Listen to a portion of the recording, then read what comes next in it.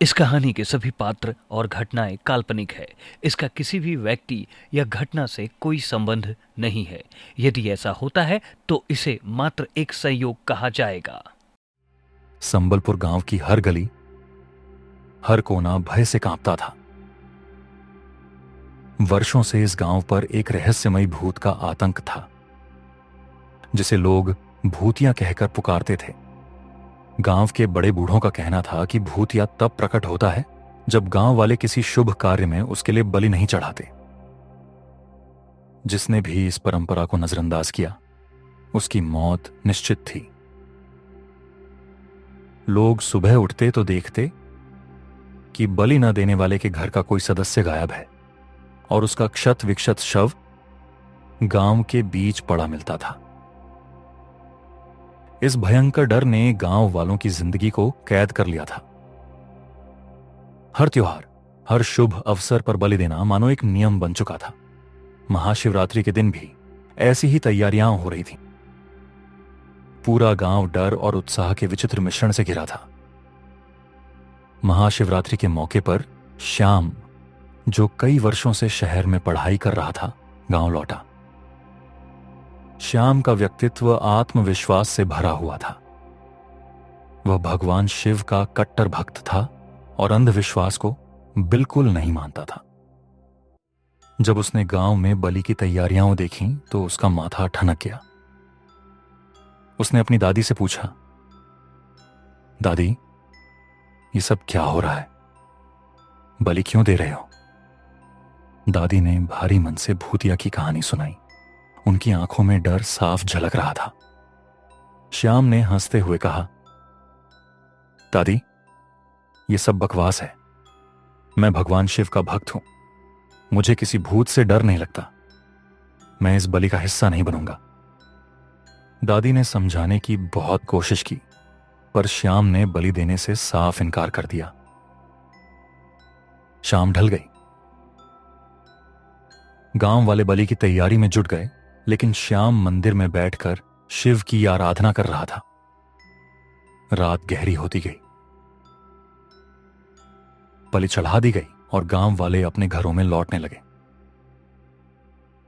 जब श्याम पूजा समाप्त करके घर पहुंचा तो उसने देखा कि घर का दरवाजा टूटा हुआ था। बाहर लोगों की भीड़ जमा थी। उसकी दादी कहीं दिखाई नहीं दे रही थी। गांव के एक बुजुर्ग ने कहा, भूतिया तुझे चेतावनी दे चुका था। तूने बलि नहीं दी, इसलिए वो तेरी दादी को उठा ले गया। श्याम का चेहरा पीला पड़ गया। वह बिना समय गंवाए जंगल की ओर भागा। जंगल घना और भयावह था। चांदनी रात में पेड़ों की परछाइयां किसी राक्षस की तरह लग रही थीं। अजीब अजीब सी आवाजें श्याम के कानों में गूंज रही। हर तरफ सन्नाटा था, जो कभी कभी जंगली जानवरों की आवाज से टूटता। श्याम ने हिम्मत नहीं हारी। उसे अपनी दादी को बचाना था। तभी उसे एक पुराना खंडहर दिखाई दिया। खंडहर के चारों ओर सफेद धुआं फैला हुआ था। श्याम को महसूस हुआ कि यही भूतिया का ठिकाना है। जैसे ही श्याम खंडहर के अंदर घुसा, उसे चारों ओर हड्डियों के ढेर दिखाई दिए। वहां एक पत्थर के चबूतरे पर उसकी दादी बेहोश पड़ी। अचानक एक काले धुएं से बना विशाल शरीर प्रकट हुआ। उसकी आंखें अंगारों की तरह चमक रही थीं। भूतिया ने गुर्राते हुए कहा, तूने मेरी बलि का अपमान किया है। अब तेरा भी वही अंजाम होगा जो बाकी लोगों का हुआ है। श्याम ने पूरी ताकत से कहा, मुझे किसी भूत से डर नहीं लगता। मेरे साथ मेरे महादेव हैं।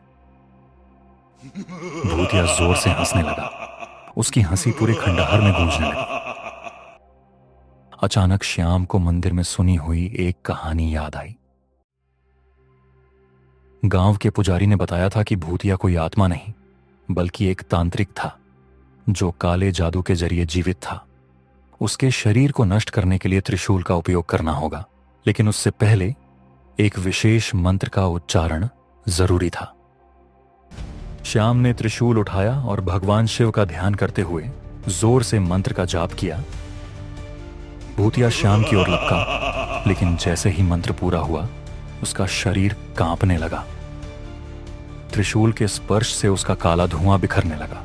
उसने चिल्लाते हुए कहा, नहीं, यह असंभव है। श्याम ने पूरी ताकत से त्रिशूल उसके दिल में घोंप दिया। भूतिया की चीखें खंडहर में गूंज उठीं और कुछ ही पलों में वह जलकर राख में बदल गया। भूतिया के खात्मे के बाद श्याम ने दादी को उठाया। वे धीरे धीरे होश में आईं। श्याम ने उन्हें सहारा देकर गांव वापस पहुंचाया।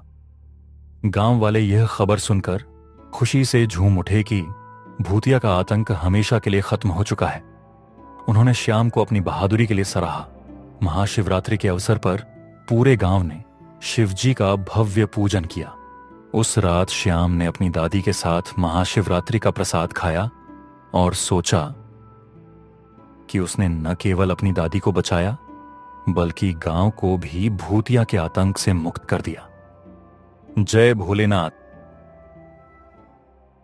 अगर आपको यह कहानी पसंद आई और आपने इसमें छिपे रोमांच और डर को महसूस किया तो वीडियो को लाइक करना न भूलें। इसे अपने दोस्तों और परिवार के साथ शेयर करें ताकि वे भी इस भयानक और रोमांचक कहानी का आनंद ले सकें। हमारे चैनल @storytale को सब्सक्राइब करें और बेल आइकन दबाएं ताकि आप हमारी आने वाली और भी खौफनाक कहानियां मिस न करें। धन्यवाद और अगली कहानी में फिर मिलते हैं। ये कहानी आपको अगर अच्छी लगी तो लाइक और कमेंट जरूर करें और साथ ही हमारे चैनल को सब्सक्राइब करें।